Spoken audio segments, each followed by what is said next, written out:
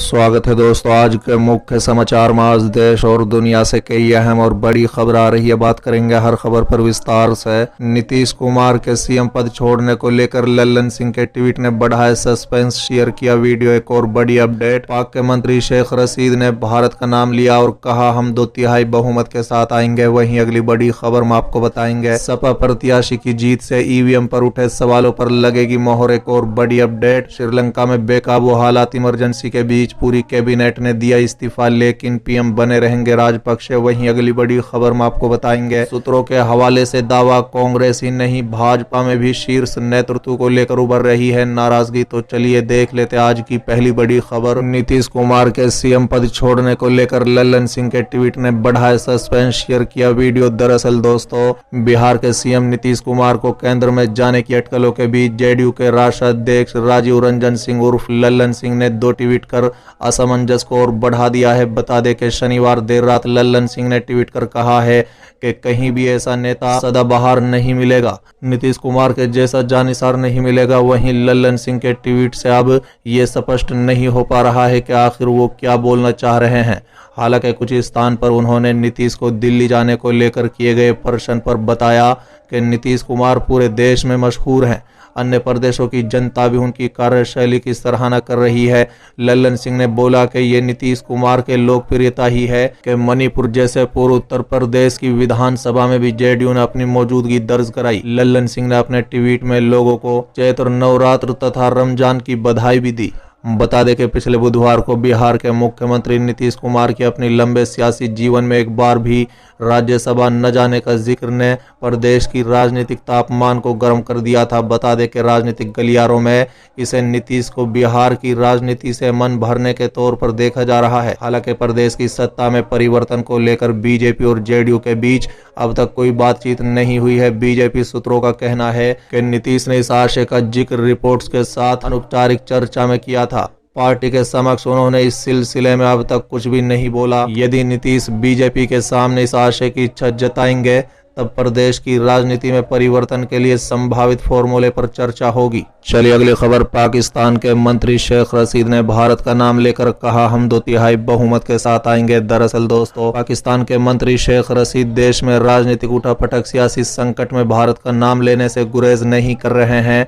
बता दें कि उनका दावा है कि भारत इमरान खान की जीत से दुखी है, क्योंकि नई दिल्ली उम्मीद कर रही थी कि उनके व्यापारिक साझेदार आज सत्ता में आएंगे।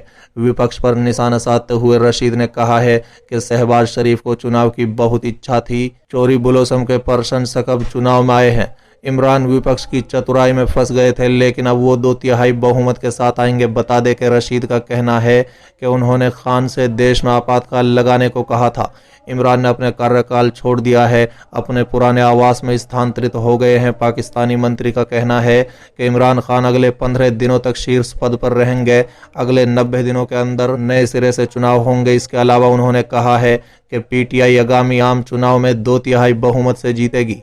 बता दें कि पाकिस्तान के मुख्य न्यायाधीश उमर अता बंदियाल ने पीएम इमरान खान के खिलाफ अविश्वास प्रस्ताव को खारिज कर निचले सदन को भंग कर देने की नेशनल असेंबली के डिप्टी स्पीकर द्वारा एक विवादास्पद फैसले के बाद मामले को लेकर संज्ञान लिया है। चलिए अगली खबर, सपा प्रत्याशी की जीत से ईवीएम पर उठे सवालों पर लगेगी मोहर। दरअसल दोस्तों, उत्तर प्रदेश की 403 विधानसभा सीटों पर मिले बैलेट पेपर के मतों में सपा को जीत मिली थी और 9 अप्रैल को एमएलसी चुनाव भी बैलेट पेपर से ही होने जा रहे हैं।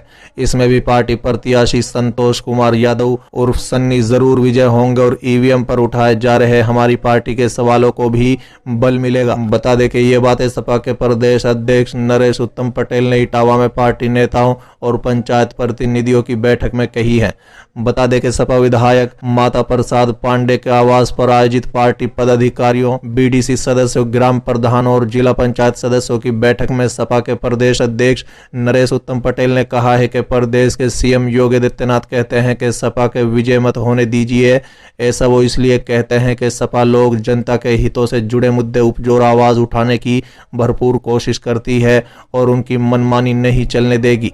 पूर्व मंत्री राम प्रसाद चौधरी ने कहा है कि चुनाव में कुछ लोग धमकियों का सहारा ले रहे हैं, परंतु लोकतंत्र में धमकियों का कोई स्थान नहीं है।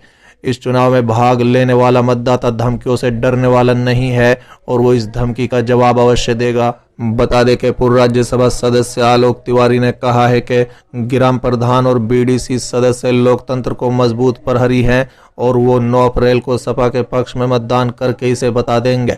बता दें कि बैठक का संचालन पूर्व विधानसभा अध्यक्ष माता प्रसाद पांडे ने किया। चलिए अगली खबर, श्रीलंका में बेकाबू हालात, इमरजेंसी के बीच पूरी कैबिनेट ने दिया इस्तीफा, लेकिन पीएम बने रहेंगे राजपक्षे। दरअसल दोस्तों, अब तक के सबसे बड़े आर्थिक संकट से जूझ रहे श्रीलंका के कैबिनेट मंत्रियों ने रविवार देर रात तत्काल प्रभाव से इस्तीफा दे दिया। बता दें कि देश के शिक्षा मंत्री और सदन के नेता दिनेश गुणावर्धने ने कहा है कि कैबिनेट मंत्रियों ने श्रीलंका के प्रधानमंत्री महिंदा राजपक्षे को अपना इस्तीफा सौंप दिया। उन्होंने सामूहिक इस्तीफे का कोई कारण नहीं बताया। बहरहाल राजनीतिक विशेषज्ञों ने कहा है कि विदेशी मुद्रा भंडार में कमी का कारण पैदा हुए आर्थिक संकट से सरकार द्वारा कथित रूप से गलत तरीके से निपटे जाने को लेकर मंत्रियों पर जनता का भारी दबाव था। कर्फ्यू के बावजूद शाम को व्यापक स्तर पर प्रदर्शन हुए। प्रदर्शनकारी राष्ट्रपति गोटबाया राजपक्षे के इस्तीफे की मांग कर रहे हैं। चलिए अगली खबर, तेजस्वी यादव बिल्डोजर नहीं कलम चलाएंगे, बिहार में योगी मंडल पर आरजेडी का बयान। दरअसल दोस्तों, आरजेडी के राष्ट्रीय प्रवक्ता मृत्युंजय तिवारी ने विधान परिषद चुनाव में महागठबंधन की जीत का दावा किया है। उन्होंने कहा है कि जिस विधानसभा में स्पीकर की बात सिपाही नहीं सुन रहे हैं, मंत्री की बात चपरासी नहीं सुन रहे हैं, उस स्थिति में जनप्रतिनिधियों का मान और सम्मान कौन करेगा। इसलिए सभी एकजुट होकर महागठबंधन के पक्ष में मतदान कर रहे हैं।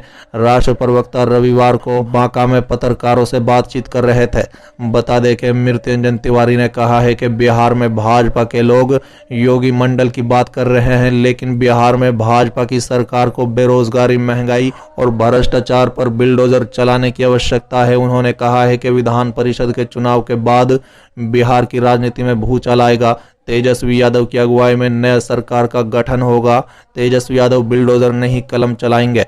बांका और भागलपुर की बात छोड़े, राजधानी में भी प्रतिदिन हत्या और दुष्कर्म हो रहे हैं। सरकार इस पर कोई एक्शन नहीं ले रही है। इस मौके पर रजत क्रीड़ा प्रकोष्ठ के प्रदेश उपाध्यक्ष राजीव कुशवाहा, रजत नेता गुड्डू यादव, रजत क्रीड़ा मंच के जिला अध्यक्ष अनुज यादव और अन्य नेता शामिल थे। चलिए अगली खबर, सूत्रों के हवाले से बड़ा दावा, कांग्रेस ही नहीं भाजपा में भी शीर्ष नेतृत्व को लेकर उभर रही है नाराजगी। दरअसल दोस्तों, कांग्रेस में आंतरिक मतभेद की खबरों के बीच भाजपा में भी शीर्ष नेतृत्व को लेकर भारी मतभेद बने हुए हैं।